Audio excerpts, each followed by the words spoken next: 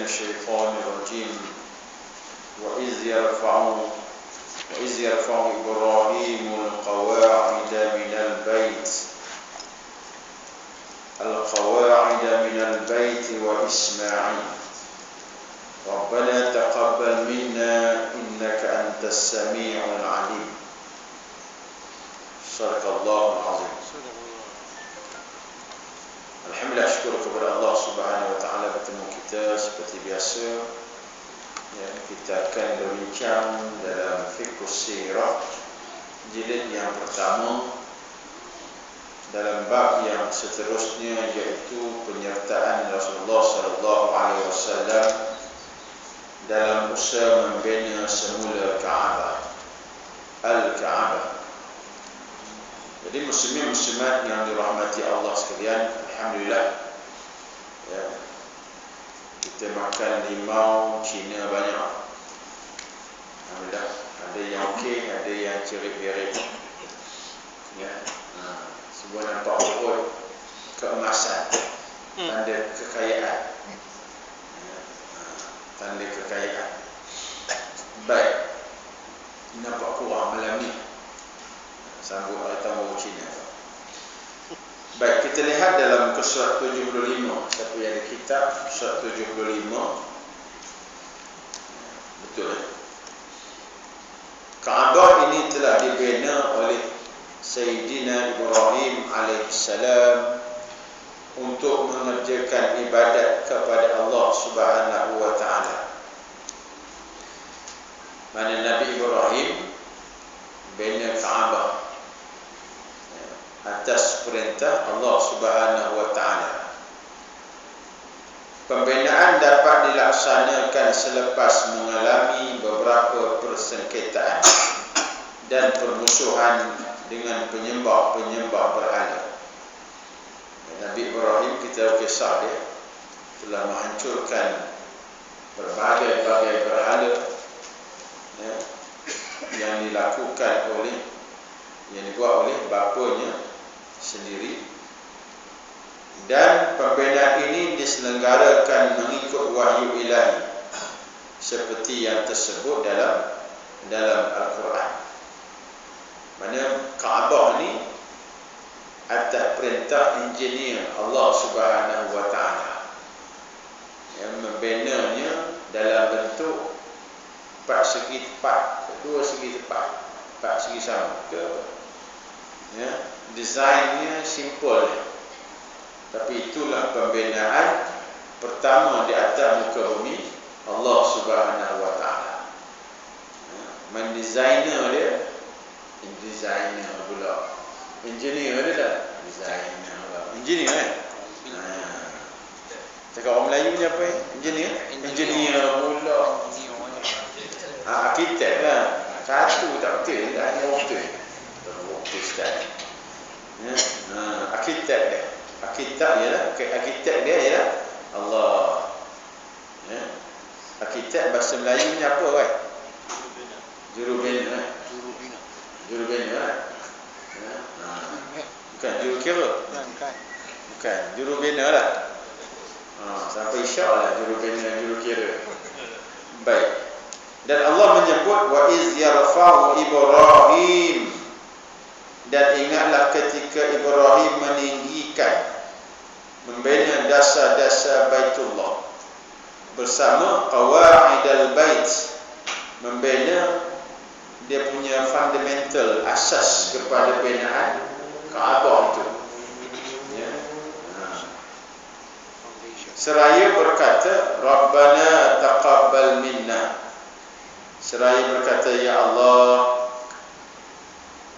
ya Tuhan kami, terimakanlah daripada kami ini, iaitu amalan-amalan, ya, pembinaan yang dibina oleh Ibrahim dan juga Ismail ini, berusaha untuk mendirikan tempat sujud masjid, ya, Masjidil Haram.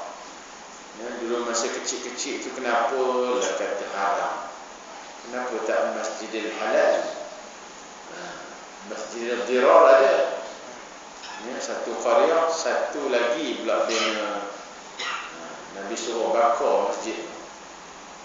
Kita boleh bakar, jawabnya lokal. Ya, tak apa. Ya, masjid adalah tempat ibadat, tempat sujud kita. Ya, makna orang yang bina masjid, ya, berdoa kepada Allah, usaha mereka ini, wakaf mereka ini diterima oleh Allah Subhanahu wa taala. Rabbana taqabbal minna. Apa yang kita infakkan untuk masjid, minta kepada Allah terima, seperti doa Nabi Ibrahim alaihissalam. Ya, bagi kipas doa juga, Rabbana taqabbal minna. Ya, terimakanlah ya Allah apa yang aku bagi hari ini. Ya, jam kecil sangat, ceramah tak nampak, belajar besarkan jam tu, beli lagi besar. Rabbana taqabbal minna. Ya Allah, terimakanlah pemberian aku ni ya Allah. Doa. Ya, Nabi Ibrahim mengajar kepada kita, innaka antas sami'ul alim. Sesungguhnya engkau yang maha mendengar lagi maha mengetahui. Ya, bila sebut doa antas sami', makna Allah adalah sebaik-baik pendengaran. Pendengaran maknanya jangan kita takrifkan sebagai telinga pula. Ya, dengar kita ni. Ya. Kalau kita pakai dengar semua, tak boleh tidur, tuan-tuan. Tapi Allah Maha kasih dan sayang, kita dengar sekitar yang kita dapat. Tidak jauh sampai ke Cangkap Jering, orang sembang tu pakai asar. Satu tarik 10 cucuk sate. Kalau kita dengar betul, Allah, bingit telinga ni kalau mampu mendengar macam tu. Ya, tapi Allah kasih dan sayang, dengar hal ni je. Ya, kat luar tu mengumpat, apa ustaz ni, arkitek pun tak tahu, engineer lah, apa tak kerti mengumpat. Kalau aku dengar, aku makin amal kat luar tu kan. Allah tak bagi dengar. Ya, tapi Allah mendengar, antas sami'un alim. Ya, maha suci Allah yang mendengar secara zatnya. Kita ni kira pula zat Allah ni macam zat makhluk. Ya? Maha mengetahui al-alim. Maknanya apa kerja buat Nabi Ibrahim ini, Allah puji dengan seadanya sifat Allah itu. Ya? Ini abad akidah lah, tentang belajar yang lebih arif, lebih pakar. Baik, setelah beberapa ketika berlalu, Kaabah yang dibina oleh Sayyidina Ibrahim dan anaknya tadi mula retak-retak dan pecah. Di antara bencana yang telah melanda dan merubah Kaabah ialah banjir. Padang pasir, kata orang Perak, padang pasir lah, ada banjir kan? Masya Allah. Sedangkan padang pasir, saya seronok menyebut padang pasir kan? Padang pasir tak apa nak pasir. Ya. Padang pasir kalau kita taruh air, Masya Allah, tak ada nak mengucap, kata orang Melayu. Asyhadu dah, hilang air tu dah. Ya. Ini jenis orang yang, ya, hati kata Nabi, orang yang ilmunya Masya Allah dapat menyerap ilmu tu macam tanah pasir. Ya, tapi untuk diri dia je. Orang nak cedok air tadi, tak boleh, dia telan semua sekali. Mana ilmunya untuk diri dia. Kita kena jadi macam tanah liat. Ya, tanah liat. Mudah bila kita dapat, kita boleh bagi manfaat kepada orang lain. Kita nak jadi macam tu. Ya, kita fikir malam hari ni, hari apa? Hari Selasa, Rabu. Pagi esok bangun, apa benda yang perlu aku buat untuk mendapat manfaat orang lain? Apa boleh buat? Ya. Fikir, aku nak buat satu kopi. Kopi telajak laris. Tajuknya. Ya, itu modal apa, tapi tajuk kita tajuk kopi. Ya. Minum sekali, ya, takkan minum lepas itu dah. Kan? Itu penyakit kopi tu. Mana kita fikir bangun pagi, apa benda yang aku boleh bagi manfaat kepada orang ramai. Cuba dia fikir ikut tuan-tuan punya posisi tuan-tuan. Kalau engineer kalau arkitek masing-masing punya hak, masing-masing punya bahagian. Ya, kita fikir khairun nas yanfa'u linnas. Sebaik-baik manusia ialah orang yang memberi manfaat kepada orang lain. Ya, Nabi Ibrahim nampak masya-Allah. Dia bina masjid, bina Baitullah, rumah Allah pertama.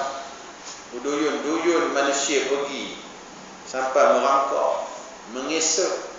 Pernah jumpa tuan-tuan, pernah pergi haji kan? Berulang kali dah. Ya?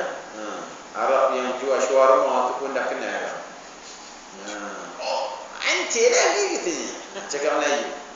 Tapi sekarang tak ada lah nak cakap Arab. Semua cakap Bangla. Bangla pun cakap Melayu lah. Ya? Tak seronok dah pergi. Bukan pergi ke kedai, pergi Mekah tak seronok, pergi ke kedai-kedai. Dulu ada orang Arab kan, bolehlah cakap Melayu. Kita cakap Arab, dia cakap Melayu. Lah ni kita cakap Melayu. Ya, rapi ni kita ni. Dia cakap Indo. Ya, betul. Sekarang ni cakap Bangla. Ya, shawarma pun Bangla buat, tak sedap langsung. Ya. Baik.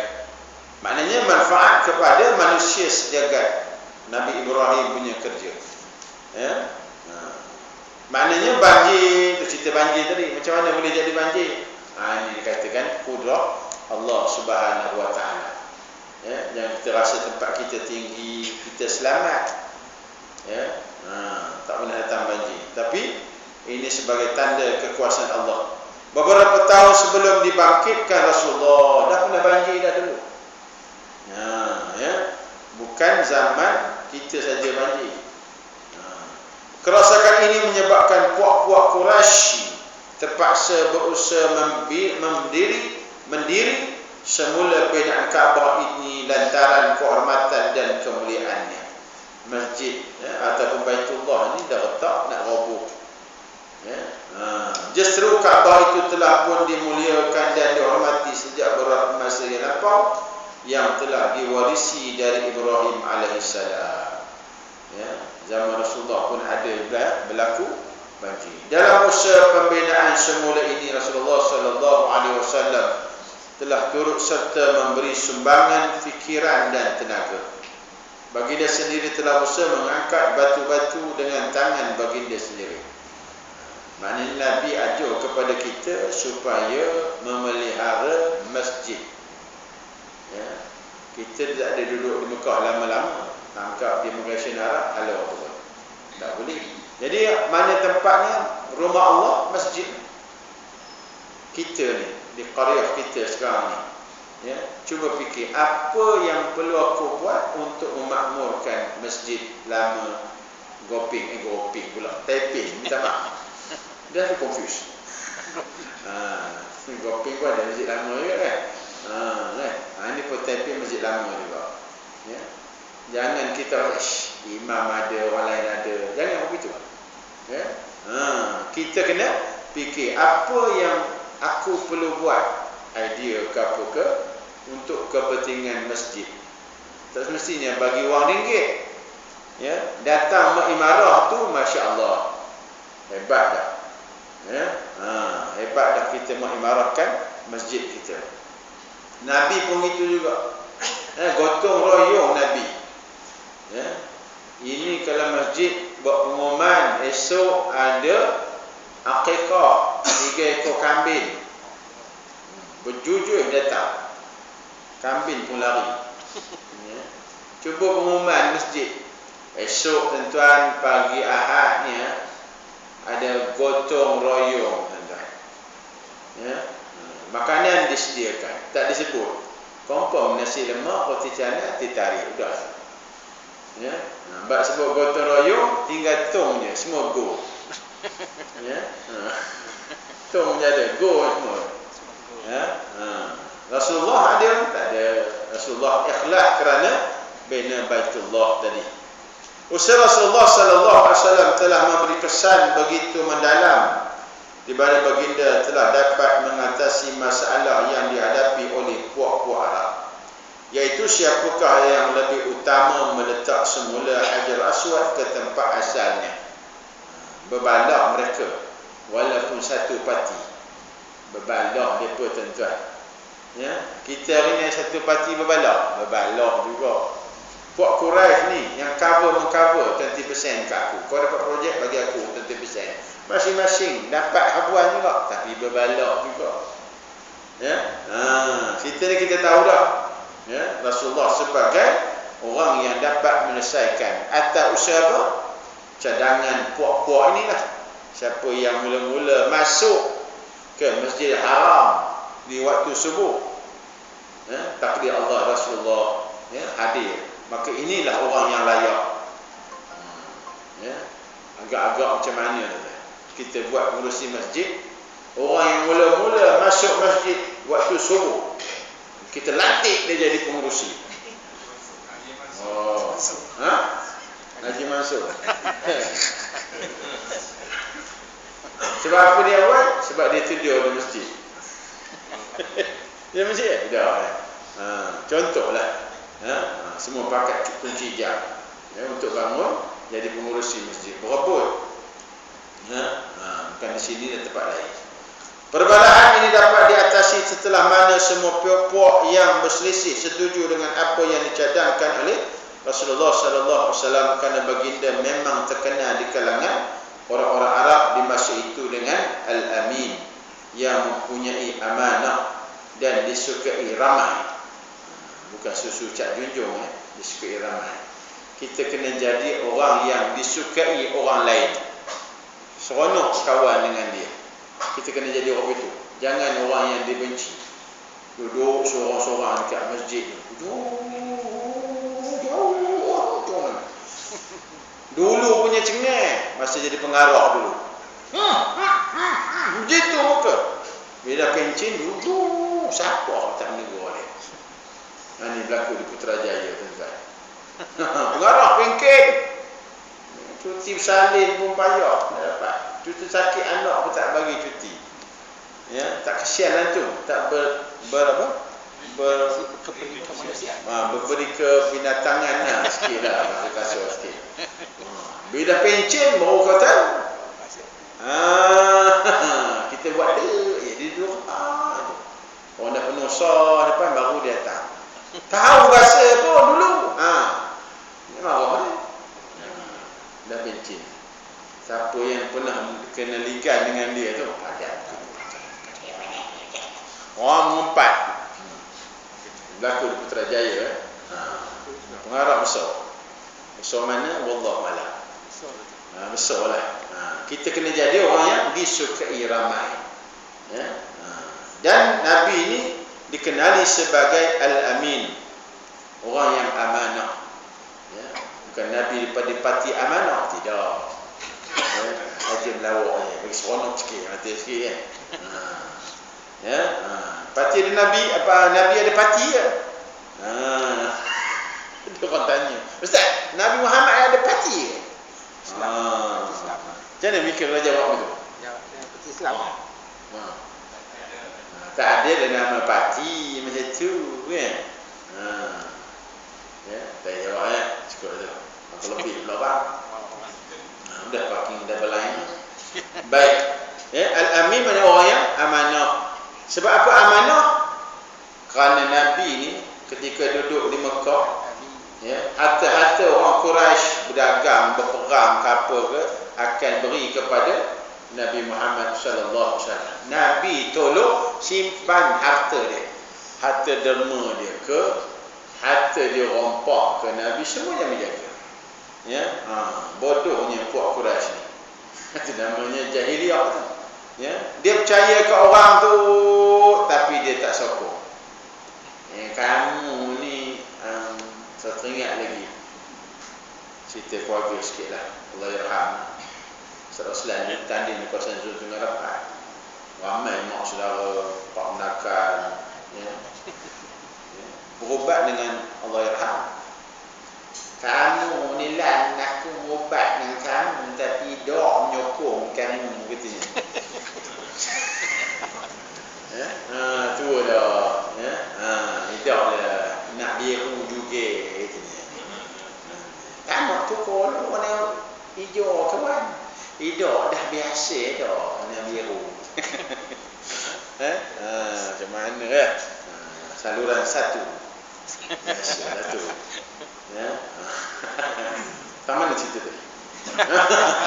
Nabi amanah. Jangan marah tuan-tuan nak keluar pula yang kencing ke apa kan. Ya. Satu mana. Malam ni cuti tuan-tuan. Yang keluar. Baik. Al-amanah. Nabi ni orang yang amanah. Banyak kisah kalau kita baca sirah Nabi. Amanah ni Nabi tuan-tuan. Nabi ni macam ahli politik lah. Memang politik pun. Datang hamba Allah ni minta kepada Nabi bantuan. Ya. Rasulullah tolong bagi bantuan sikit. Ya. Nabi kata, okey, sit down, sit here. Cakap bahasa Inggeris lah. Duduk sini, duduk. InsyaAllah ada rezeki kamu. Duduk pejabat Nabi. Datang pula orang kedua. Rasulullah, ya, minta bantuan sikit nak beli Johor. Taman Bak tak ada. Ya. Anak nak pergi sekolah, minta YB juga. Ya. Kereta rosak, minta YB juga. Semua YB. Ya. Begitu Rasulullah pun para sahabat, para sahabat yang miskin-miskin minta kepada Rasulullah. Ada tak? Datang orang kedua, Rasulullah kata tak apa, duduk sini, duduk pejabatku, duduk. Dah 2 orang lah. Tak mana-mana, datang ketiga pula. Rasulullah minta bantuan. Tak apa, ada rezeki yang kamu hari ni, kata Rasulullah. Duduk sini, dah 3 orang. Datang orang keempat pula. Bila nak habis cerita Ustaz? Datang orang keempat. Ya Rasulullah, aku nak bagi sedekah. Nampak tu? Tawakalnya Nabi.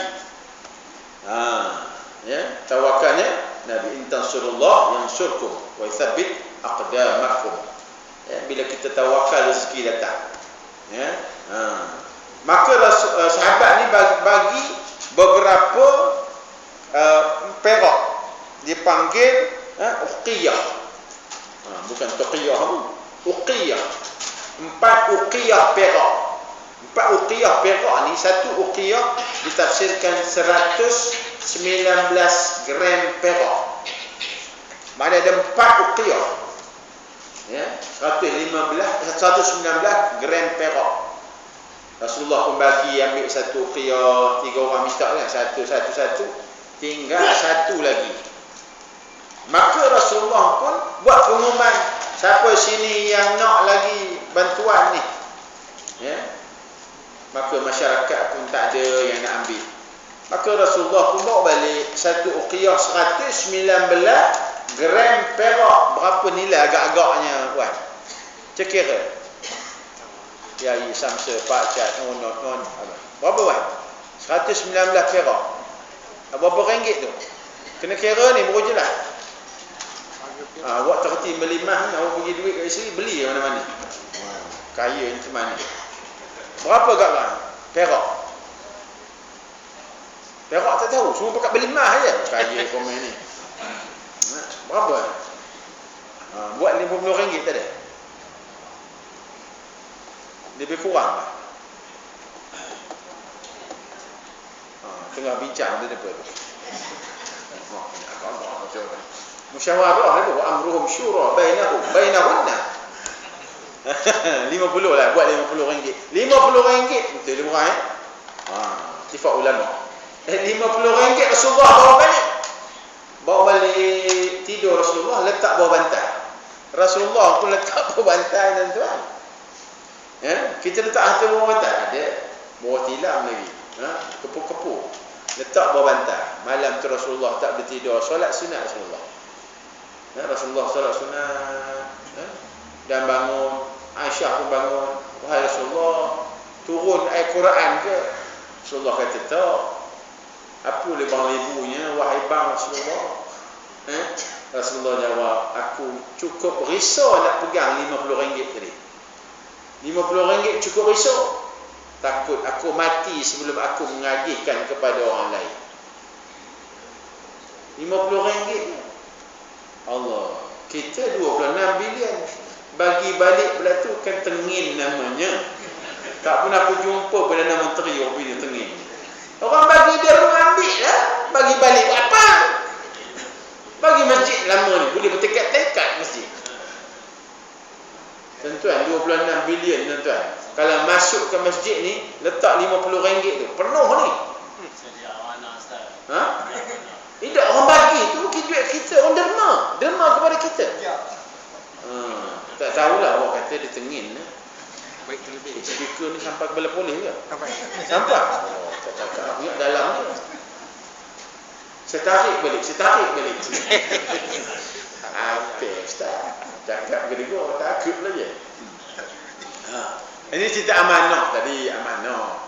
Ya, amanahnya Rasulullah RM50 pun dia cukup risau libang ribu kita. Kita kerja kerajaan boleh bawa pula kertas photostat. Photostat yang di atas tu dah tak apa, dah tak elok, belakangnya kosong lagi tu. Bawa balik bagi anak. Tulis ABC belakang. Harta siapa tu? Kerajaan. Harta kerajaan, harta kita rakyat Malaysia. Kita pakai bagi anak kita nulis ABC, alif bata semua tu. Lukis Ultraman, lapar situ. Jawab Ustaz. Terambil Ustaz. Bayar balik. Berapa keping? Amanah tu. Kan kita ada handset masing-masing tuan-tuan. Ada handset. Ya, kat pejabat ada plak. Plak situ. Ya, 5% ni 100%. Macam mana elektrik tuan-tuan? Ambil bayar ke tidak tu? Melambung bil elektrik Jabatan Farid Saliran. Macam mana tu maknanya? Macam mana Wan? Kerja dulu. Dah pencen dah. Bayar balik ke tak? Macam mana tu? Kita bayar cukai. Bayar cukai? Cukai lain. Cukai lain. Rakyat. Pikir-pikir kan? Saya tanya aku. Amanah tuan-tuan. Kan Khalifah Umar bin Abdul Aziz. Ya dia. Kan dia padamkan pelitanya. Kamu urusan apa? Peribadi ke kerjaan? Peribadi. Tutup lampu. Buka lampu, peribadi punya. Tengku Allah yarham ni Aziz. Ada dua pen, satu pen kerajaan, satu pen sendiri. Urusan desain apa ni? Sendiri, pen sendiri. Urusan peribadi. Kita ada sampai hari tu. Satu kotak bedah, bawa balik rumah, anak buat pensel. Tak boleh tu. Harta rakyat. Tak kerajaan, harta rakyat. Kena minta maaf dengan 130 juta rakyat Malaysia yang bayar cukai. Yang tak bayar saya. Gitu sekali. Ada satu kisah tuan, amanah ni seronok tuan. Satu kisah Rasulullah suruh Bilal bin Rabah istihad. Ya, Bilal bin Rabah ni dia macam RTM lah. Bahagian penyiaran. Cakap orang putih apa? Advertising apa? Penyiaran. Periklanan ni lah, iklan. Advertising. Lantak bedal.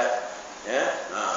Lalu Rasulullah kata bahawa Bilal tolong istiharkan ya, siapa yang memiliki harta ghanimah. Ya, umat Nabi Muhammad Rasulullah ni ada 6 keistimewaan berbeza dengan nabi-nabi yang lain. Salah satunya dihalalkan harta ghanimah. Ya. Nabi-nabi dulu tak ada. Salah satunya lah. Yang 5 lagi aku tak ingat. Jangan harap tulis satu je. Ya. Lalu bila Rabah pun istihar, siapa sini yang ada harta ghanimah pulang. Kumpulkan di sini. Semua pakat kumpul. Dan Rasulullah bagikan kepada 5 bahagian untuk diagih-agihkan. Ya. Lalu dah habis-habis itu datang seorang sahabat bawa seutas tali yang mengikat haiwan daripada kulit. Rasulullah, aku terlambat nak bagi ni. Ya, ini harta ghanimah. Nampak? Rasulullah kata apa? Kamu terlewat ni apa pasal? Dia pun bagi alasan. Dan Rasulullah kata apa? Kamu ganti, kamu bayar, kamu bagi balik bila? Di akhirat esok. Tali dia berbuat daripada kulit. Murah ke mahal? Lebih kurang lah. Sekarang ni mahal kulit. Rasulullah kata kalau Rasulullah tidak amanah, tak apalah, kamu ambil tali ni. Cincai lah ambil lah. Tak apa bahagian kau. Tak ada. Rasulullah kamu tanggung esok. Rasulullah kata ke akhirat esok. Harta tu. Kalau Rasulullah kata bagi aku dulu senang kita lah. Ayo. Itu cerita amanah dia. Ada lagi tu, ada lagi tu. Satu lagi. Cerita tentang duit ataupun harta yang kita jumpa. Harta jumpa. Seorang sahabat Nabi jumpa 100 keping emas bersama dengan uncang dia. Tali sekali dengan uncang. Rasulullah, dia jumpa Rasulullah nak harta yang tercicir ni macam mana nak buat. Rasulullah kata istiharkan setahun. Setahun bukan 3 kali Jumaat. Kita istihar pun tak berapa nak istihar ya. Ini milik aku. Setahun jumpa Rasulullah. Rasulullah tak ada orang terima 100 dinar emas. Masya Allah, hebat. Rasulullah kata apa? Istiharkan lagi setahun. Dah 2 tahun. Boleh tahan, boleh sabar tengok kila umam. Bukan mah Zulian ke. Mah tu. Siluh mata. 2 tahun. Tahun kedua tak jumpa juga. Wahai Rasulullah, tak ada orang yang nak ambil ni. Rasulullah kata kamu ambil. Sekiranya ada orang yang nak dapati dia punya, kamu bagi. Sekiranya tak ada, semua milik kamu. 100 dinarnya, sekali dengan uncang, sekali dengan tali, sekali semua milik kau. Itu sebabnya kita bila berjalan, wala tusa'il khaddaka linnas wala tamshi fil ardi marha. Jangan kita berjalan nongkak langit. Dah ada kembang. Tunduk bawah. Kok jumpa 100 dinar. Tu langgar traffic light. Allah. Benjol kepala. Jalan tunduk. Kok ada cicir duit. Boleh istihar sini. Siapa ada sini yang 5 sen ni lah? 5 sen. Macam mana? Istihar dah 5 sen. Istihar. Siapa punya brush ni? Brush kat sini. Bentuk rama-rama tertinggal sini. Buat pengumuman sampai 3 tahun. Nak lagi? Mau masa buat karen je. Kita bercantik juga. Coy kat sini. Haram tu bukan milik kita. Amanah. Baik. Pentingnya amanah cerita tadi lah. Tak boleh cakap banyak-banyak. Sayyidina Umar kata lagi banyak cakap, lagi banyak salah. Banyak salah, banyak dosa. Dah banyak dosa, masuk neraka, kata Sayyidina Umar. Jangan cakap banyak, cukup. Tapi cakap benda yang manfaat, tak masalah. Harus hukum dia. Baik, daripada potongan sejarah Rasulullah sallallahu alaihi wasallam, kita cuba membuat komentar dan ulasan mengenai 3 perkara. Pengajaran daripada kisah pembinaan Kaabah tadi. Yang pertamanya, keagungan dan kemuliaan Kaabah sejak zaman berzaman dapat dipastikan dari usaha Sayyidina Ibrahim AS yang telah menetapkan batu asas pembinaannya. Kesemuanya lakukan ikut apa yang telah disuruh dan diperintahkan oleh Allah SWT untuk dijadikan rumah yang ulung dan pertama untuk menunaikan ibadat kepada Allah dan sebagai tempat keamanan dan kesejahteraan umat manusia seluruhnya. Poin pertama,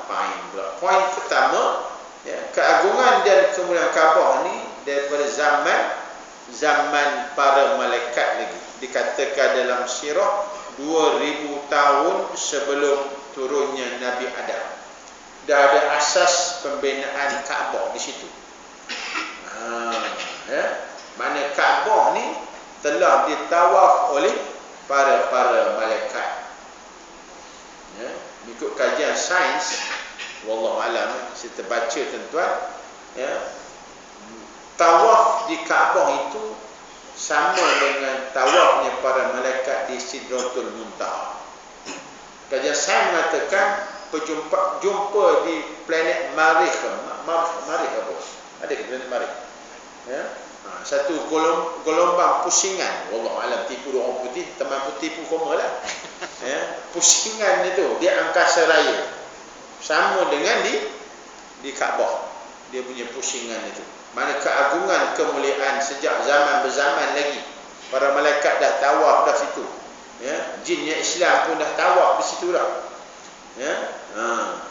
Dan Nabi Ibrahim membina asas pembinaannya. Ada setengah pendapat mengatakan Nabi Ibrahim ni asas pembinaan maknanya dia melengkapkan tempat asas yang telah dibina oleh para malaikat. Pelengkap kepada asas tadi. Dah ada dia punya piling dia siap dah. Ya, cuma Nabi Ibrahim membinanya. Ya. Dan ibadat sebagai tempat keamanan dan kesejahteraan. Sebab apa kita duduk di Mekah tu rasa aman. Fadkhuluha bisalamin aminin. Masuklah kamu di tanah haram ini, Mekah dengan Madinah ini dalam keadaan aman, aminin. Kamu akan tenang. Kajian sains pun menunjukkan bahawa di pusat kita tawaf itu ada gelombang-gelombang yang positif. Energi di situ. Sebab kita duduk situ tak berserabut, walaupun berjuta orang manusia di situ. Boleh sembang dengan orang Turki pun baik.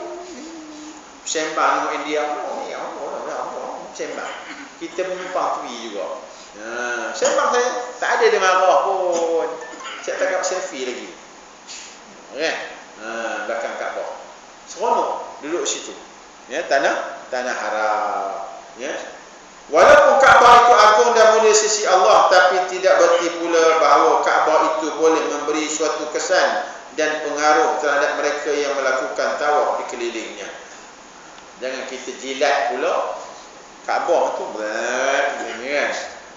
Tak macam-macam Melio situ tuan. Ya, kita gosok ujung-ujung situ. Ya, ada satu hamba Allah terlampau excited sangat. Ya, orang Malaysia kan badan kecil nak cium Hajar Aswad. Nak masuknya payung kena saja macam air laut. Dah dapat dah. Kona pula lagi pula dah. Dah tuju.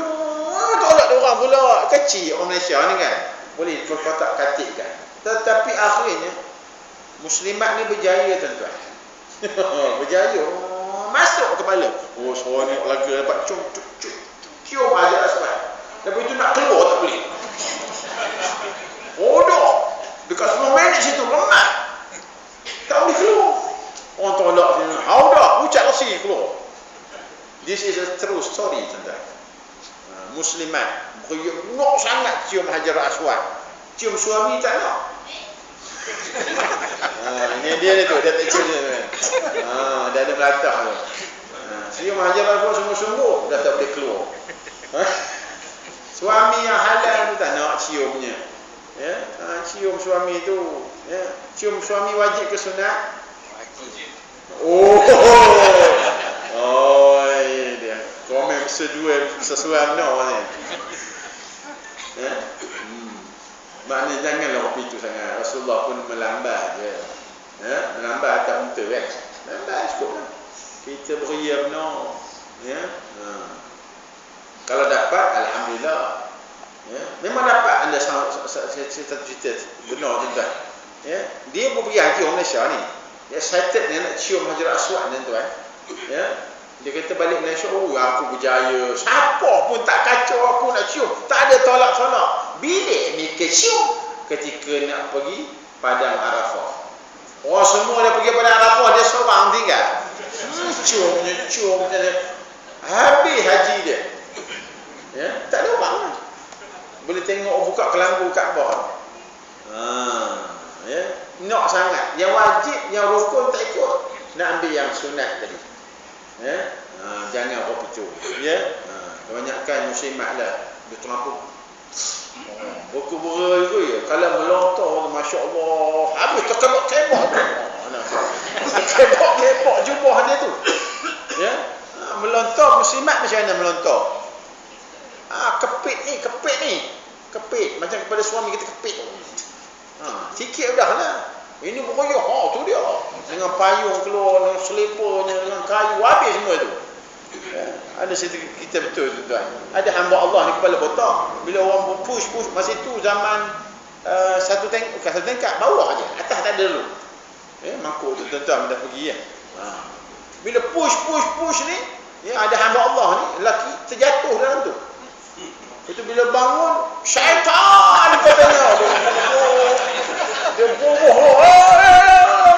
Manusia katanya. Dia ingat syaitan keluar situ. Ya? Sian gojo benjo dah lah botak punya benjo tu dengan slipernya. Nampak syaitan sungguh. Kepala botak tu cuma tak bunyi je. Masya-Allah, sian. Ya. Terlampau excited sangat. Ya, jangan bawa itu. Ya. Baik. Maknanya tadi apa dia? Tidak membawa kesan apa-apa pengaruh terhadap mereka yang melakukan tawaf di sekelilingnya. Ya, tidak memudaratkan. Janganlah. Ya, takut kita ni hanya Kaabah ni sebagai fawalli wajhaka syatrul Masjidil Haram. Mana kita menghadapkan wajah kita ke Masjidil Haram je. Sebagai tempat tuju kita menyembah Allah. Hadap je Kaabah, bukan sembah Kaabah. Ya, macam kita tengok TV dah tuan-tuan. Tengok TV. Dalam tu ada ke bola? Ada ke orang lawan bola situ? Ada padang? Tak ada. Menghadap je ke TV. Menghadap je. Ada belakang dalam tu dia bola padang bola main? Tak ada. Ya, macam tu logik akalnya. Kalau orang Kapio tanya, sama ni orang Islam ni nyembah dinding katanya. Nyembah dinding dia tak. Memang betul pun. Bukan sembah tapi tawajuh. Mana kita menghadap. Bagi ulama mengatakan menghadap keseluruhan tubuh badan kita ni. Sampai jari-jari semua menghadap ke Kaabah. Bagi ulama kata apa? Sebahagian dada je. Dada je. Itu sebab kita bila sembahyang kalau terpaling dada dengan sengaja batal. Kepala tak apa. Ya, tengah sembahyang. Tak sah sama ni. Jenguk juga. Boleh tak? Tak batal kan? Cuma jangan dada kita kali. Biasanya kita semayang kadang-kadang bila tayat akhir tu masya-Allah tersempuh dia tu dia. Macam baru belajar semayang. Kaki kerah. Ya? Dada kita tu boleh membatalkan solat. Hati-hati. Ya? Panjang lagi ni. Kerana Kaabah itu batu yang tidak boleh memberi sebarang manfaat dan mudarat. Walaupun saya terdengar satu ceramah daripada Ustaz Farid Ravi. Dia belajar di Universiti Madinah. Ya, Madinah ke Mekah, Allahu a'lam. Ya, dia kata batu itu daripada syurga. Kajian saya mengatakan batu itu tidak wujud di dunia ni. Man datang daripada angkasa lepas. Ya, wallahu a'lam. Ya. Maknanya Allah SWT mengutuskan Ibrahim AS buat merubah berhala, kuih dan candi-candi, malah menyapu licin sebarang kesan penyembahan berhala. Ini semata-mata untuk buktikan hikmah ilahi bahawa rumah ibadat Allah saja yang boleh tegak dan kekal, sedangkan yang lain yang membawa unsur-unsur mensyirikkan Tuhan sudah tidak harus wujud lagi. Kita baru sambut Gongzi Fasal. Boleh ke sambut? Boleh ke? Boleh. Harus dia. Boleh lah, itu maknanya boleh pakai baju congsam tu. Boleh? Pakai congsam? Boleh. Boleh. Bukan depan suami tadi lah. Ya. Congsam tu juga ni mamai. Ya. Asal pun nenek tu pun congsam.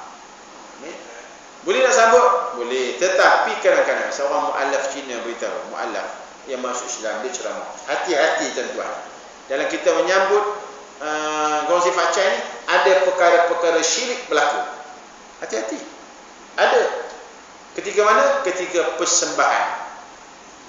Persembahan rimau berapa? Singa. Persembahan naga.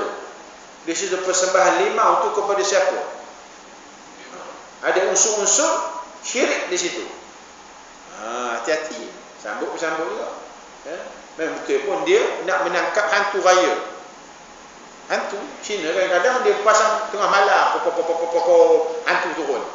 Ya, dia akan panjat di hujung atap rumah kita tu. Atap rumah dia lah, atap rumah kita pula. Ditangkap. Dia lompat-lompat tinggi-tinggi tu. Sebab hantu tu duduk di hujung atap. Ya. Jadi hantu tu. Kadang kita pun terikut juga. 12 malam tu. Pop. Amboi kita nangkap apa? Ya. Maknanya jangan ikut budaya sangat. Ya. Kadang-kadang pukul 12 malam, 12 tengah hari Cina pasal. Ya, pop. kita pun tirulah. Oh, sambut. Dapat free benda tu. Daripada rampasan. Dapat free. Polis ni pun sama tuan-tuan. Polis ni tuan. Saya cerita saya duduk Bukit Aman lama. Bukan di penjara kan, duduk situ. Lebih kurang tuan-tuan. Ya, rampas 3. Bahaya aku cerita. Rampas 3 lori. Ya. Ambil 1 lori, 2 bakar. Sama dengan CD tu, CD ataupun apa nama tu? Yang main game tu. Yang bakar tu kotak luar yang chip semua tu simpan jual balik. Ada sini polis tuan-tuan. Angkat tangan. Betul tak betul? Ni ke boleh? Merah padam. Tak apa, ini polis tua tak apa. Boleh bencing. Apa? Boleh duduk masjid tak apa, insya-Allah. Ya. Habis orang cerita. Termasuklah CD blue, CD semua tu. Oh, bakar memang lenyek. Yang asal tu, yang pure punya tu, original tu. Masuk poket. Bukan semua boleh tuan-tuan. Tak. Ya semua. Idak Haji ya. Idak Haji. Haji sudut berah ya kan. Terdiam Haji orang besar. Betul. Hati betul. Ya. Betul besar. Gitulah nampaknya. Ya. Lebih kurang lah ya. Kalau kabur polis, teman cari sini ya. Baik, ada. Hampir setahun saya duduk situ. Bukit Aman, setahun. Mana setiap 6 minit satu berlaku kes rogol. Setiap 6 minit. Itu tahun 2002. Ada laporan. Sebab bahagian komunikasi dipanggil Amhasnet. Polis tahu lah. Bahagian komunikasi. 6 minit satu kes rogol. Macam mana kita bila keluar tu baca. Nak baca kes rogol tuan-tuan. Sampai 2 pagi masih. Baik. Allah, aku merapu ke malam ni. Minta maaf lah ya. Apa tadi? Cerita apa tadi? Syirik, benda-benda syirik lah. Benda-benda syirik. Termasuklah benda-benda syirik orang Melayu dulu apa buat? Apa nama kalau nak bina rumah, letak kain merah. Tiang seri tu, bubuh bergetih dan sebagainya. Dipanggil apa? Tiang seri. Dipanggil apa tu? Acap. Teringat lagi ya? Menteri besar kita sekarang dululah dia kata bukan syirik ya. Ancak tu memanglah payahlah. Jadi isu pula kan ni ya. Lantak ya. Mana boleh syirik kena lawan. Beberapa masa lampau manusia telah menghabiskan masa hidupnya. Malaysia tuan-tuan. Mana tadi? Menyembah berhala buatan tangan mereka sendiri, maka kini sudah sampai masanya kepalsuan tadi dibenteras dan dihapuskan sama sekali dari muka bumi serta diganti tempatnya ini dengan satu lambang dan tema baru, iaitu menyembah Tuhan yang Maha Esa. Bila mana manusia masuk ke kawasannya akan bersua dan beri tunduk kepada Maha Pencipta alam sejagat. Itu dalam hadis Nabi, bila kita masuk Kaabah ni ya, kita tunduk. Ya, sunnahnya kita tunduk hadis Nabi. Jadi ulama mengambil hadis tu supaya kita bila sembahyang sujud tunduk di tempat sujud, melihat tempat sujud. Ya, tapi ulama lain mengatakan itu ketika nak masuk Masjidil Haram. Kita nak masuk Masjidil Haram cukup takut. Boleh ke tengok Kaabah ni? Boleh ke pegang tangan? Boleh ke pegang? Ucap mandap pun tak ada Kaabah. Apa dosa aku tu? Kita tengok dinding. Apa mana ada? Betul-betul kan tiang tu banyak kan. Terlampau takut sangat. Mungkin dulu muda-muda jenis goyang-goyang sikit kan, takutlah kaki pelupuh orang dan sebagainya. Ya, kita tengok, minta Allah doa supaya dapat melihat Kaabah. Ada doa dia. Jangan takut. Ni takut nak masuk pintu babu salam tu takut tengok Kaabah. Macam-macam ya. Gitu. Wallahu a'lam. Sambung pada bulan depan. Senang ngajar masjid tuan-tuan.